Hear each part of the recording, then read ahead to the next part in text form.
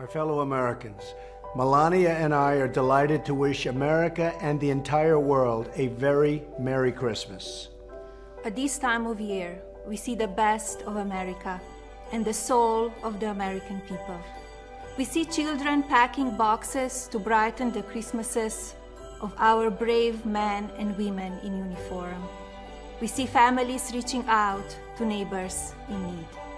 And we see communities coming together to serve one another. In the season of joy, we spend time with our families. We renew the bonds of love and goodwill between our citizens. And most importantly, we celebrate the miracle of Christmas. For Christians, we remember the story of Jesus, Mary, and Joseph that began more than 2,000 years ago. As the book of Isaiah tells us, "For to us a child is born, to us a son is given, and the government will be on his shoulders, and he will be called Wonderful Counselor, Mighty God, Everlasting Father, Prince of Peace." This good news is the greatest Christmas gift of all, the reason for our joy and the true source of our hope. This Christmas season, we celebrate our blessings as Americans, and we pray for peace all over the world. On behalf of Melania, myself, Barron, and the entire Trump family, God bless you, God bless America, and have a very, very Merry Christmas and Happy New Year.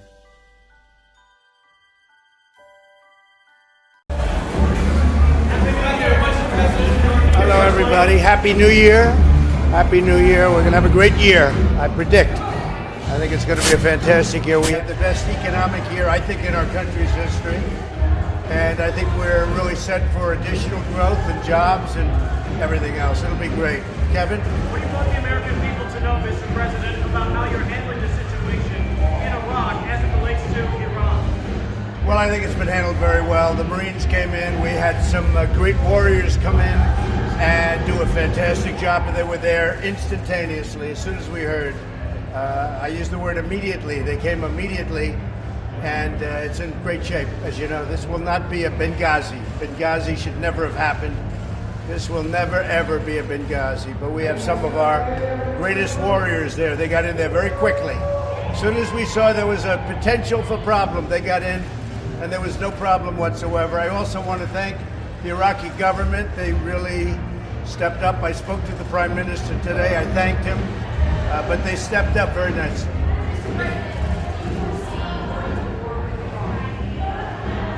I don't think that would be a good idea for Iran. It wouldn't last very long.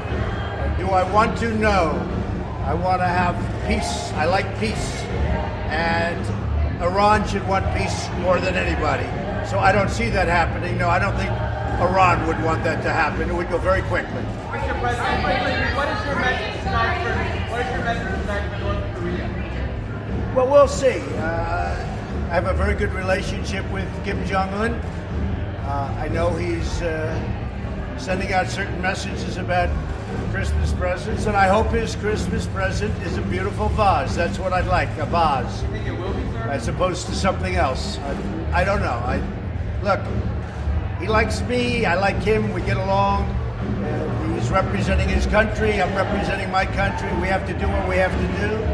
But he did sign a contract. He did sign an agreement talking about denuclearization, and that was signed, number one sentence, denuclearization.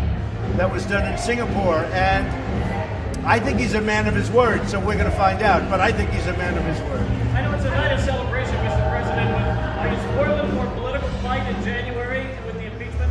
Well, the impeachment thing is a hoax. It's a big fat hoax.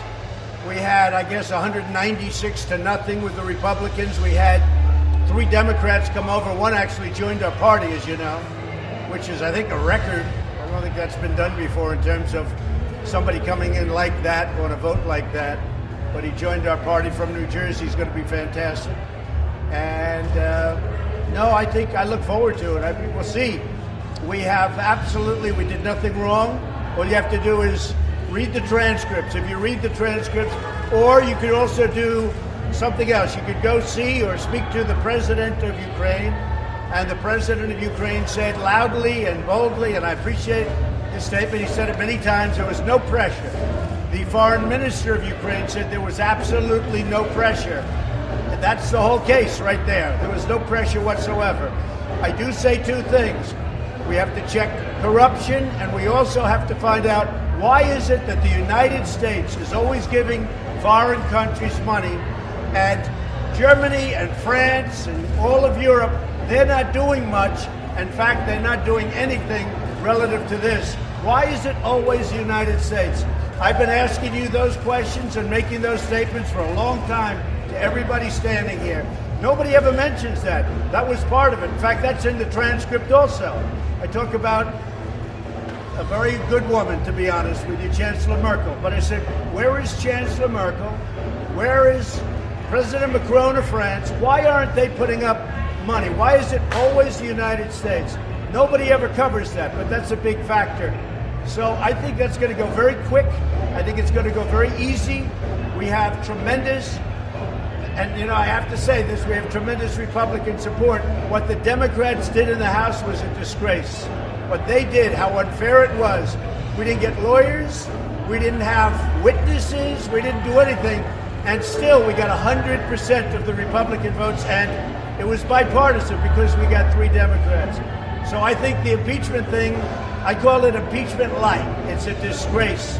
And Nancy Pelosi should be ashamed of herself. She's a highly overrated person. I know her well. She's highly overrated. Phase one, Mr. President, for China. Yeah, the vaping is coming out. We're just going to be announcing it very shortly. Some people already know about what we're doing. We have to protect our families. At the same time, it's a big industry. We want to protect the industry. And as you know, we'll be taking it off, the flavors, for a period of time, certain flavors. We're going to protect our families, we're going to protect our children, and we're going to protect the industry. Hopefully, if everything's safe, they're going to be going very quickly back onto the market. So the flavors will come off, they're going to be checked. We want to make it, people have died from this. They've died from vaping. We think we understand why. But we're doing a very exhaustive examination, and hopefully everything will be back on the market very, very shortly. Look, vaping can be good from the standpoint, you look at the e-cigarettes, you stop smoking. If you can stop smoking, that's a big advantage. So we think we're going to get it back onto the market very, very quickly, but we have to protect the children, we have to protect the families. At the same time, we have a very big industry. It's become a very big industry. We're going to take care of the industry. Phase one, trade deal with China. Trial in the Senate, or do you want there not to be a trial? I don't really care. It doesn't matter. As far as I'm concerned, I'd be very happy with the trial because we did nothing wrong. We didn't even have a witness, and we won 196 to nothing. Okay, we didn't have a witness. That was all the Democrats' witness. Look, Adam Schiff is a corrupt politician. He's corrupt. He got up, he made a speech, said something I never said. And when I released the transcript, which is absolutely a perfect, totally appropriate conversation with a very good man, a very good president, I hear he's doing a great job. But a big reason he got elected was corruption. There's tremendous corruption. But the other thing, and again I ask, why aren't other countries, Germany, France, and others, why aren't they putting up money like we put up? And I've asked that question for a long time, not only about Ukraine, about a lot of other places. I was able to get recently at NATO, and you have to speak to Secretary General Stoltenberg, $530 billion additionally over a very short period of time. $130 billion immediately. He has never seen anything like that. That's NATO. This is something different. Those countries should be putting up money. They should also be giving to Ukraine. All right, one more question. Go ahead. China trade, Mr. President. On trade, we're very excited about trade. The China deal will be signed probably on January 15th. We put out a notice today. And I'll be going at some point to Beijing to be with President Xi. We have a great relationship. And we'll be doing something reciprocal. But I think more importantly, we'll be starting negotiations very soon on phase 2. And I think phase 2 can be complete. A lot of people said, well, you're going to have phase 2 or phase 2, phase 3. I think we'll have phase 2. I think that should complete it. But we'll be starting those negotiations very soon. I want to thank everybody. I want you to have a great year. Look, you're honorable people. You have to stay honorable. If you're honorable, I'm going to win the election by a lot. If you're not honorable, I'm just going to win the election by a little. So I'd rather have you be honorable, okay? Thank you, thank you, thank you, Jeff. Good luck. Thank you, Kevin. Happy New Year. How about your New Year's resolution? What's your goal for the peace of the world? Peace is right, but I'm not sure you're supposed to say resolution out loud. Okay, so we don't want to. I don't want to say what my resolution is because I think we jinx it. All right, but I can tell you we have a good. We really have a good resolution, and it's a resolution for our country. We love our country. Our country has never done better than it's doing right now. We have the best unemployment numbers. We have the best employment numbers. Almost 160 million people are working. African American, Asian American, Hispanic American. They have the best numbers in the history of our country. We're very happy. And we rebuilt our military. We cut taxes down, the lowest in history, biggest tax cut ever. We're doing great. Our country is really the talk of the world. Everybody's talking about it. Thank you very much.